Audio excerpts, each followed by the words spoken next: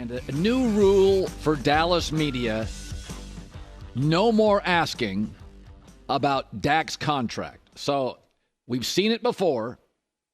Dak will get his money. Dak will let it play out. He'll be productive. Offensive coach, CeeDee Lamb, he'll be productive. Jerry will cave because you know Jerry, he can't get over his emotional attachment to the players he drafted. Dak's going to get $60+ million a year. He's going to win 10 or 11 games a year. He's very B+, and then he'll, probably get bounced early in the playoffs. But I find that Dallas, Dak, and Jerry, it's like The Simpsons, which, by the way, has been around since 1989, the same year Jerry bought the Cowboys, which is Homer will do something idiotic, Marge will fix it, Bart will do a prank, and Lisa's the smart one. The bottom line is, over the weekend, Dak talk, here we go again, and we all know how it's going to end. I'm a guy that grew up with two older brothers. You understand what a brotherhood means, not only for just this team, but the fraternity of the NFL and the players. And the money's out there, and the money it can happen. It can be done. There's ways to make everything work for both ways, and that's in that sense is it's always about pushing the envelope for the next man. In negotiations, find out what your potential adversary is terrified of. Jerry Jones is not terrified of not winning another Super Bowl. He's got that. What he's terrified of is irrelevance. And Dak makes the Cowboys relevant. Jerry's got trophies. He's got 3 of them. A couple from Jimmy, 1 from Barry. He turned around the franchise. He's got a yacht. It's made him rich. He loves Romo on CBS. He loved Michael Irvin on the NFL Network. He loves Troy Aikman on Monday Night Football. He loves attention, and Dak keeps the Cowboys relevant. He's still productive. I am not as high on Dak. I mean, I thought Dak was rated like the 5th best player in the league, according to the NFL Players Top 100, somewhere around there, 5th, 6th, 7th, 8th, somewhere. And I don't view that similarly. But if Dak's a quarterback, you don't have chaos. You have a smart, high IQ adult. He'll get banged up occasionally. He's 31, meaning he's, probably primed to just moving out of it for about 4 more years. Dak will have a market. It's not a great college quarterback year.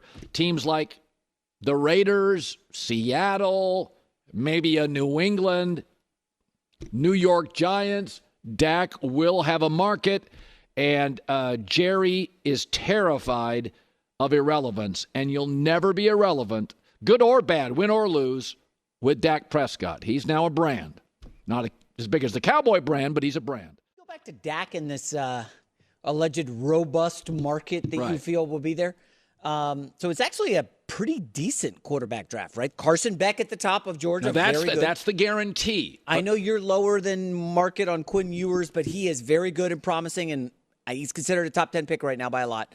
Shedeur Sanders is out there. Shedeur Sanders has had a bad year of, hey, look at me, I'm Shedeur Sanders. 100%. There are over half the teams in the league will be totally turned off by that. That's entirely possible. Now, he could pop again. Now, how about this kid, Jalen Milroe from Alabama? The tools are there. Accuracy's a little spotty. We'll see. But you mentioned this kid, Drew Allaire, the Penn State quarterback. He would be my second pick.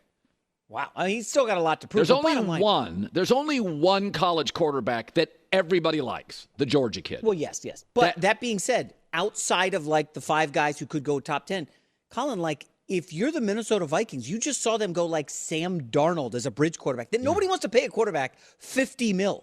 And that's where I think he runs into a problem. The only team I see potentially going for Dak is the Vegas Raiders. That's really the only one. If they're drafting top 3, they're taking a quarterback, right?